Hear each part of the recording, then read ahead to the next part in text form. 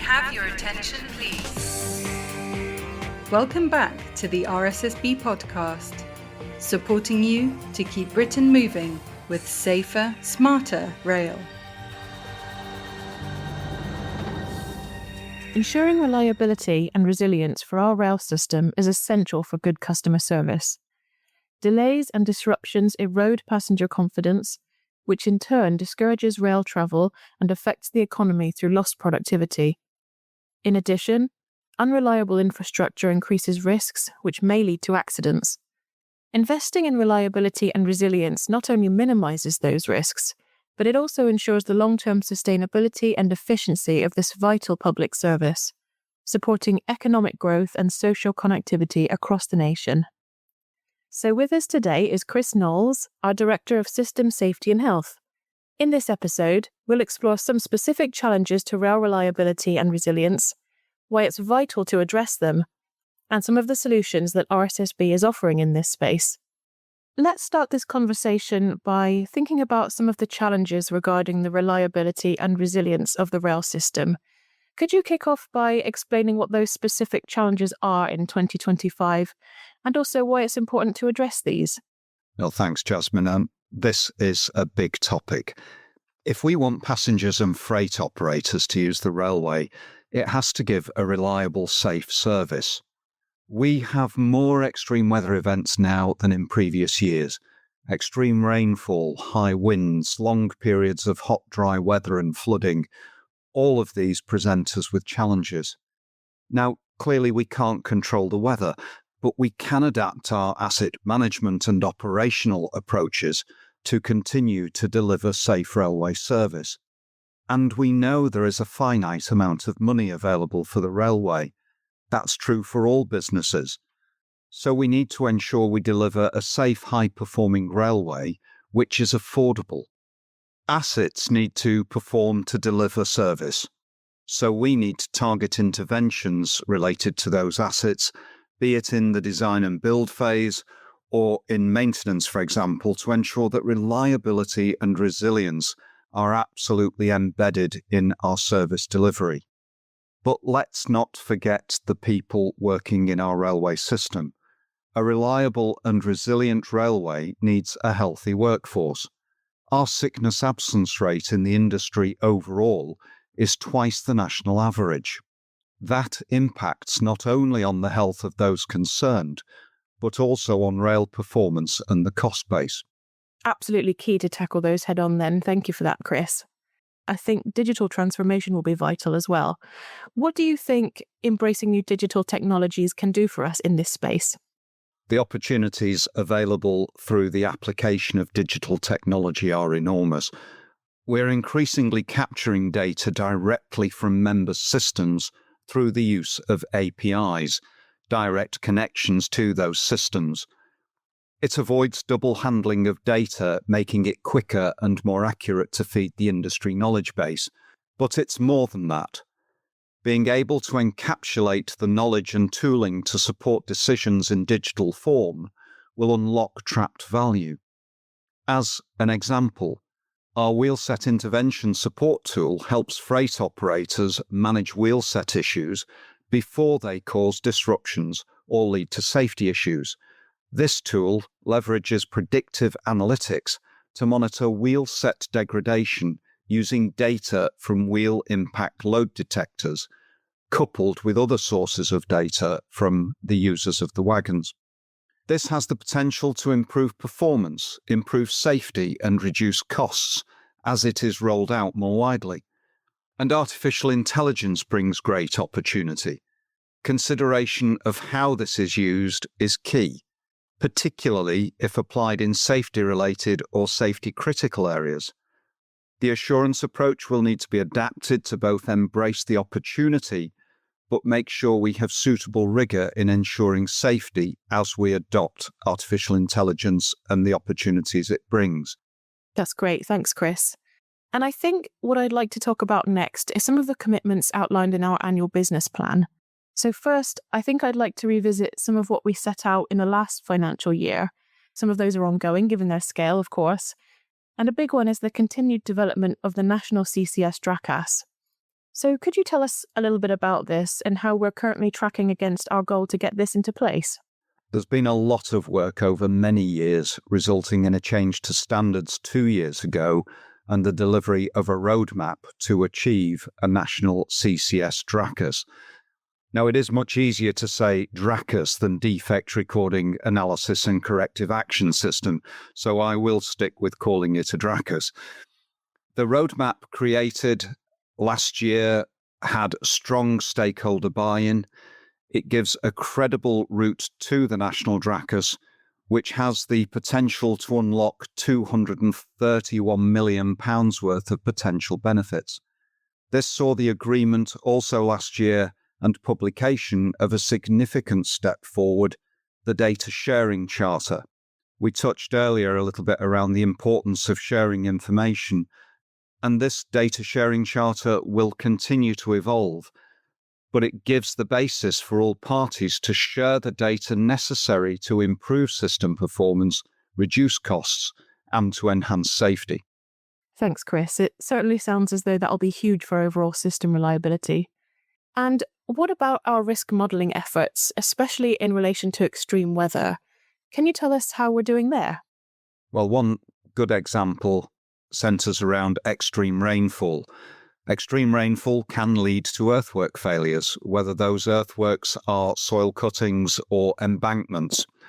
And it has been the normal practice to introduce blanket speed restrictions in times of extreme weather. We're piloting a decision support tool with Network Rail called Prima. Prima is a decision support tool for rail operators drawing up speed plans for routes, section by section. It gives them a view of whole system risk for each section. Prima weighs the immediate risk of an accident with the knock-on risks to the wider network caused by imposing a speed restriction, and it then suggests running speeds for each section of track. Now, Network Rail can combine this information with their local knowledge to produce speed plans for operating route sections, and the result is a speed restriction profile that are proportionate to the risk that bad weather causes, that direct risk of derailment from spoil ending up on the track, yet also delivers a safe, higher performing railway in times of bad weather. It's essentially looking at the whole system risk from the direct derailment risk that's posed by those earthwork failures and the knock-on risk around the network from the increased delays and perturbations in service, the overcrowding at stations that can result, to arrive at that suggested optimum speed. Fantastic, Chris. Thanks for going over that in such detail. And with the recent publication then of our 2025 to 26 annual business plan, there's so much more in development, isn't there? For example, I'm wondering if you can go over the work that we're doing to better understand and mitigate operational incidents, such as SPADs, such as overspeeding, which of course can lead to system disruption. Can you go into that a little bit? Well, touching on the overspeed aspect initially, one of our focus areas this year is to better understand overspeeding. We have seen examples of overspeeding, such as the events at Spittal Junction, and we need to understand the risk from such events. So we have a project in progress to identify overspeed data sources and parameters to strengthen future investigations and to enable targeted action to reduce the risk and improve the resilience. But our work is going beyond that. That aspect of the data collection for overspeed is part of a wider suite of works, such as considering train protection strategy, for example, which all factors into this area. And as we're making decisions about where we should be spending our funds to make sure the railways are safer, more resilient and high-performing space, cost-benefit analysis becomes really important. And we're updating our cost-benefit analysis guidance and tool.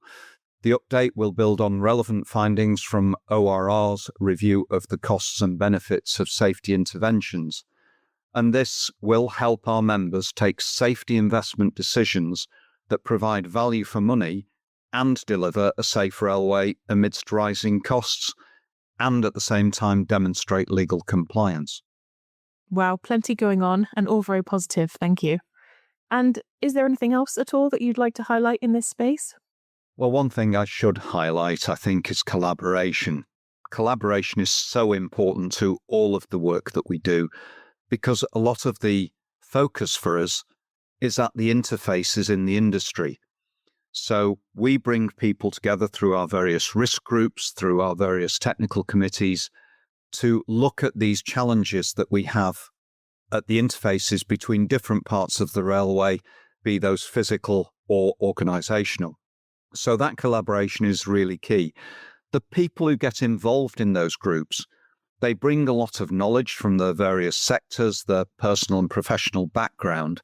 That really contributes to the development of tools and applications that are directly relevant and bring value to our members.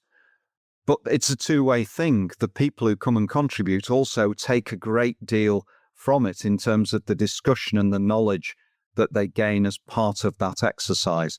I've had that experience myself, both working within the groups at RSSB and seeing that contribution that comes in, and when we contribute into other groups such as international standards committees, which again is a collaborative experience.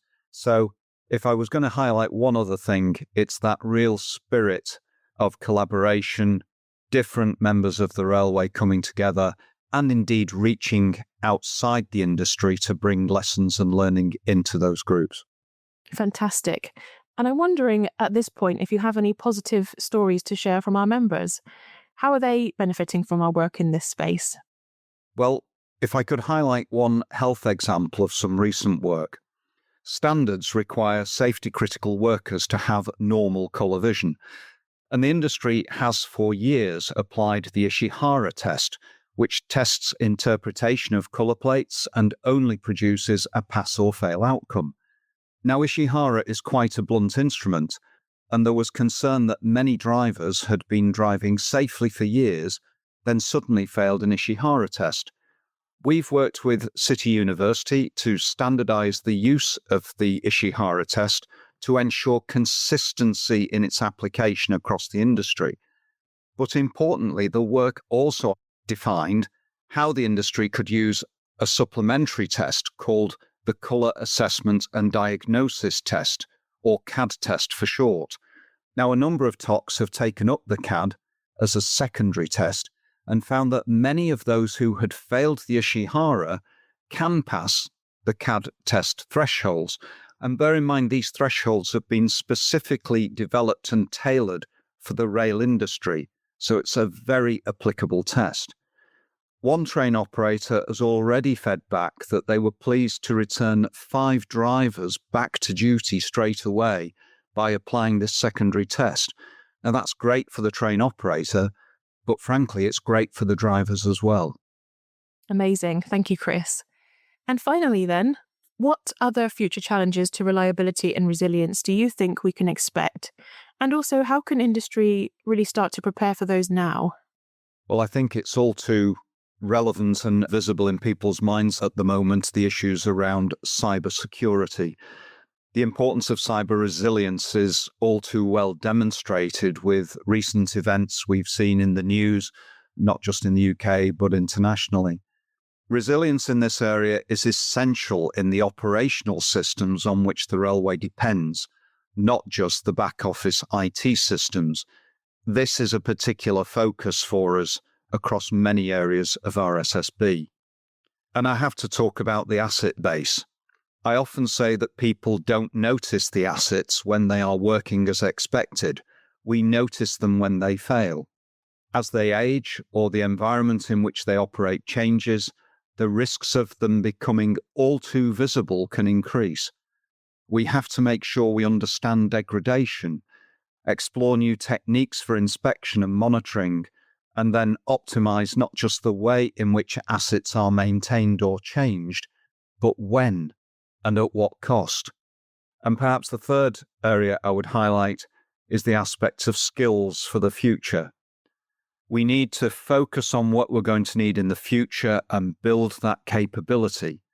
a workforce able to develop, apply, and reap the rewards from digitization, to really get under the bonnet and understand the benefits that come from understanding what the data is telling us, to actually adapt our ways of working, our techniques, as I touched on in the asset base.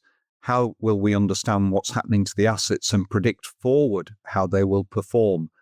How will we see those threats from cybersecurity?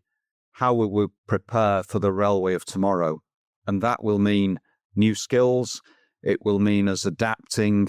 It will mean us deploying new techniques and competence and capability in all areas across the industry. Chris, thank you so much for joining us today. Thank you. It's been a pleasure. And thank you for listening. If you want to learn more about how RSSB is supporting industry in improving system reliability and resilience, please visit our website. We look forward to you joining us for the next episode. And in the meantime, safe travels.